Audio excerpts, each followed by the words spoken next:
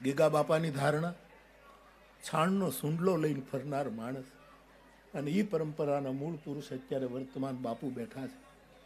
આ બધામાં હું હમણાં કહેતો હતો, અમે બેઠા હતા ત્યારે, કે આપણા સ્થાનની 3 પેઢીનો તો હું સાક્ષી છું.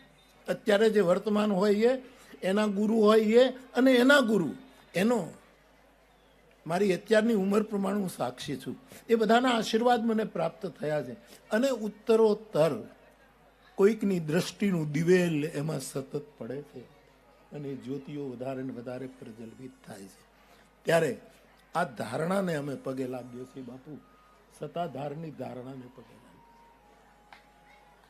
હાવ ભોળો સાધુડો શ્યામજી બાપુ, કોઈક ગાળો દે તો એમ કે આહા બહુ સરસ ગાળ દીધી, કોઈક ગાળો દે તો કે બહુ સરસ ગાળ દીધી. કેટલા આવે માતાજી તો જગ્યા બાંધીને બેઠા, એ બધાને ખબર હોય કે કોણ કોણ કેવું કેવું આવે છે.